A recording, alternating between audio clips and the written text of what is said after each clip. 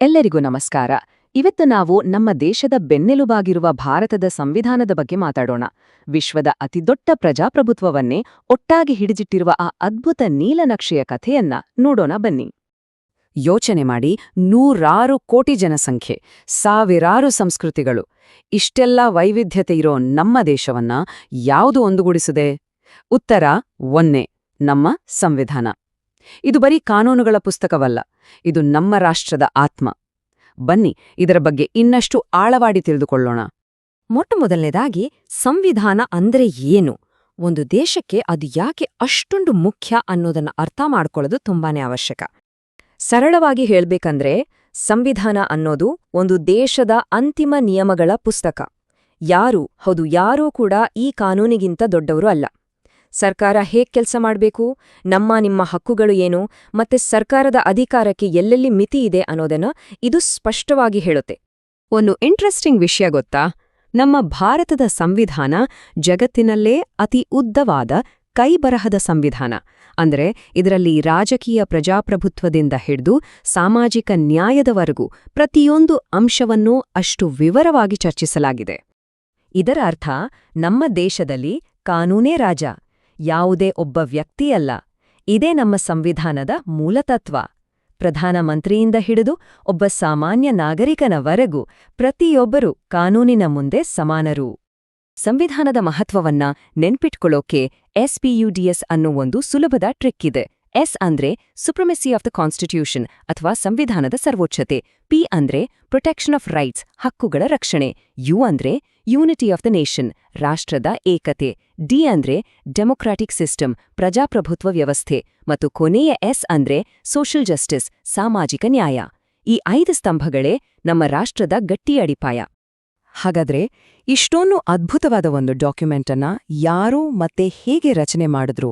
ಬನ್ನಿ ಆ ಭಾರತದ ಶಿಲ್ಪಿಗಳು ಅಂದ್ರೆ ಸಂವಿಧಾನ ರಚನಾ ಸಭೆಯ ಕಥೆಯನ್ನ ಸ್ವಲ್ಪ ನೋಡೋಣ.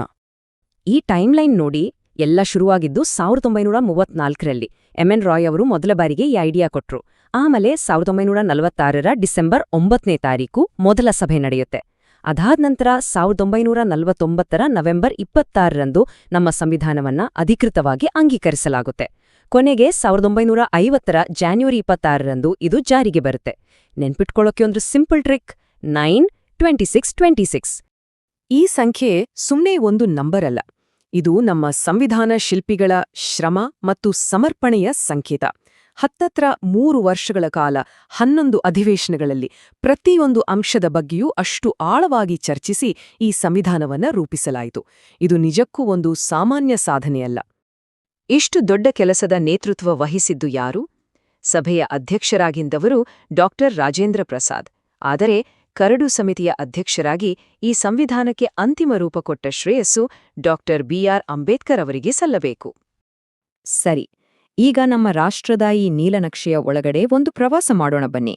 ಇವತ್ತು ನಮ್ಮ ದೇಶವನ್ನು ರೂಪಿಸುತ್ತಿರುವ ಕೆಲವು ಪ್ರಮುಖ ವಿನ್ಯಾಸದ ಆಯ್ಕೆಗಳು ಯಾವುವು ಅಂತ ನೋಡೋಣ. ಭಾರತದ ವ್ಯವಸ್ಥೆ ತುಂಬಾನೇ ವಿಶಿಷ್ಟವಾಗಿದೆ. ಇದನ್ನ ಏಕೀಕೃತ ಒಲವುಳ್ಳ ಸಂಯುಕ್ತ ವ್ಯವಸ್ಥೆ ಅಂತ ಕರೀತಾರೆ. ಅಂದ್ರೆ ರಾಜ್ಯಗಳಿಗೆ ತಮ್ಮದೇ ಆದ ಸ್ವಾಯತ್ತತೆ ಇದೆ, ಅಧಿಕಾರ ಇದೆ. ಆದ್ರೆ ರಾಷ್ಟ್ರದ ಹಿತಾಸಕ್ತಿ, ಏಕತೆಯ ಪ್ರಶ್ನೆ ಬಂದಾಗ ಕೇಂದ್ರ ಸರ್ಕಾರ ಹೆಚ್ಚು ಬಲಿಷ್ಠವಾಗಿರುತ್ತೆ. ನಮ್ಮದು ಸಂಸದೀಯ ಮಾದರಿಯ ಸರ್ಕಾರ. ಇಲ್ಲಿ 2 ಮುಖ್ಯಸ್ಥರು ಇರ್ತಾರೆ. ರಾಷ್ಟ್ರಪತಿಗಳು ದೇಶದ ಮುಖ್ಯಸ್ಥರು, ಆದ್ರೆ ಅವರು ನಾಮಮಾತ್ರದ ಮುಖ್ಯಸ್ಥರು ಅಷ್ಟೇ. ಸರ್ಕಾರದ ನಿಜವಾದ ಅಧಿಕಾರ ಅಂದ್ರೆ ಎಕ್ಸಿಕ್ಯೂಟಿವ್ ಪವರ್ ಇರೋದು ಪ್ರಧಾನಮಂತ್ರಿ ಮತ್ತು ಅವರ ಮಂತ್ರಿಮಂಡಲದ ಕೈಯಲ್ಲಿ. ಇನ್ನು ನಮ್ಮ ಸಂವಿಧಾನ ಪ್ರತಿಯೊಬ್ಬ ನಾಗರಿಕರ ಜೀವನದ ಮೇಲೂ ನೇರ ಪರಿಣಾಮ ಬೀರುವ ಕೆಲವು ಅದ್ಭುತ ವೈಶಿಷ್ಟ್ಯಗಳನ್ನ ಕೊಟ್ಟಿದೆ. ನಮ್ಮ ಮೂಲಭೂತ ಹಕ್ಕುಗಳು ನಮ್ಮ ಸ್ವಾತಂತ್ರ್ಯವನ್ನ ಕಾಪಾಡುತ್ತವೆ. ಜಾತ್ಯತೀತತೆ ಅಂದ್ರೆ ಸರ್ಕಾರಕ್ಕೆ ಎಲ್ಲಾ ಧರ್ಮಗಳು ಸಮಾನ. ಏಕಪೌರತ್ವ, ನಾವೆಲ್ಲರೂ ಭಾರತೀಯರು ಅನ್ನೋ ಭಾವನೆಯನ್ನ ಬಲಪಡಿಸ್ತವೆ. ಹಾಗೆಯೇ ಸಾರ್ವತ್ರಿಕ ವಯಸ್ಕ ಮತದಾನ ಪ್ರತಿಯೊಬ್ಬರಿಗೂ ತಮ್ಮ ಸರ್ಕಾರವನ್ನ ಆಯ್ಕೆ ಮಾಡುವ ಶಕ್ತಿಯನ್ನ ಕೊಟ್ಟಿದೆ. ಇಷ್ಟೆಲ್ಲಾ ಮುಖ್ಯ ಲಕ್ಷಣಗಳನ್ನ ನೆನ್ಪಿಟ್ಕೊಳ್ಳೋದು ಹೇಗೆ ಅಂತ ಯೋಚಿಸ್ತಾ ಇದ್ದೀರಾ? ಅದಕ್ಕೂ ಒಂದು ಮಾಸ್ಟರ್ ಕೀ ಇದೆ. ನಮ್ಮ ಸಂವಿಧಾನದ ಪ್ರಮುಖ ಲಕ್ಷಣಗಳನ್ನ ಈ ಒಂದು ಸೂತ್ರದಿಂದ ನೆನ್ಪಿಟ್ಕೊಳ್ಬಹುದು. WF PF DIS ಸಬ್. ಇದು ಇಂಗ್ಲಿಷ್ ಪದಗಳ ಮೊದಲ ಅಕ್ಷರ. W Bhutan, F federal, P parliamentary, F fundamental rights, D directive principles, I independent judiciary, S secular, S single citizenship, U universal franchise ಮತ್ತು ಬಿ ಬೇಸಿಕ್ ಸ್ಟ್ರಕ್ಚರ್. ಇದು ನಮ್ಮ ಸಂವಿಧಾನದ ಒಂದು ರೀತಿಯಲ್ಲಿ ಸಂಪೂರ್ಣ ಚಿತ್ರಣ. ಈಗ ನಾವು ಕೊನೆಯ ಮತ್ತು ಬಹುಶಃ ಅತ್ಯಂತ ಪ್ರಮುಖವಾದ ಒಂದು ಪರಿಕಲ್ಪನೆಯ ಕಡೆಗೆ ಹೋಗೋಣ. ಇದು ನಮ್ಮ ಸಂವಿಧಾನದ ಸಮಗ್ರತೆಯನ್ನೇ ಕಾಪಾಡುವ ಒಂದು ಅಂತಿಮ ರಕ್ಷಕವಚ. ಇದನ್ನ ಮೂಲ ರಚನೆಯ ಸಿದ್ಧಾಂತ ಅಥವಾ ಬೇಸಿಕ್ ಸ್ಟ್ರಕ್ಚರ್ ಡಾಕ್ಟ್ರಿನ್ ಅಂತ ಕರೀತಾರೆ. ಇದರ ಅರ್ಥ ತುಂಬಾ ಸರಳ. ಕಾಲಕ್ಕೆ ತಕ್ಕಂತೆ ಸಂವಿಧಾನವನ್ನ ಬದಲಾಯಿಸೋ ಅಧಿಕಾರ ಸಂಸತ್ತಿಗಿದೆ, ನಿಜ. ಆದರೆ ಸಂವಿಧಾನದ ಆತ್ಮವನ್ನೇ, ಅದರ ಅಡಿಪಾಯವನ್ನೇ ಬದಲಾಯಿಸೋ ಹಾಗಿಲ್ಲ.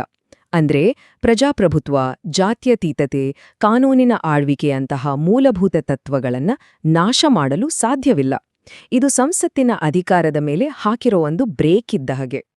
ಎಷ್ಟೊಂದು ಶಕ್ತಿಶಾಲಿ ತತ್ವ ಹುಟ್ಟಿಕೊಂಡಿದ್ದು ಎಲ್ಲಿಂದ? ಅದು ಕೇಶವಾನಂದ ಭಾರತಿ ಪ್ರಕರಣ ಅನ್ನೋ ಒಂದು ಐತಿಹಾಸಿಕ ತೀರ್ಪಿನಿಂದ. ಇದೇ ತೀರ್ಪು ಸುಪ್ರೀಂ ಕೋರ್ಟ್ ಸಂವಿಧಾನದ ಅಂತಿಮ ರಕ್ಷಕ ಅಂತ ದೃಢಪಡಿಸಿತು. ಹಾಗಾದ್ರೆ ಒಂದು ಕೊನೆಯ ಪ್ರಶ್ನೆಯೊಂದಿಗೆ ಈ ಚರ್ಚೆಯನ್ನ ಮುಗಿಸೋಣ. ಸಂವಿಧಾನ ಅನ್ನೋದು ಒಂದು ಮನೆಯ ನೀಲನಕ್ಷೆ ಆದರೆ ಆ ಮನೆಯ ಅಡಿಪಾಯದ ಗೋಡೆಗಳನ್ನ ಯಾವತ್ತೂ ಕೆಡವಬಾರ್ದು ಅಂತ ಯಾರು ನಿರ್ಧರಿಸಬೇಕು? ಜನರಿಂದ ಆಯ್ಕೆಯಾದ ಶಾಸಕಾಂಗವೇ ಅಥವಾ ಕಾನೂನಿನ ರಕ್ಷಕನಾದ ನ್ಯಾಯಾಂಗವೇ? ಪ್ರಜಾಪ್ರಭುತ್ವದ ಈ ಸೂಕ್ಷ್ಮ ಸಮತೋಲನದ ಬಗ್ಗೆ ಚಿಂತನೆ ಮಾಡುವುದು ಅವಶ್ಯಕ.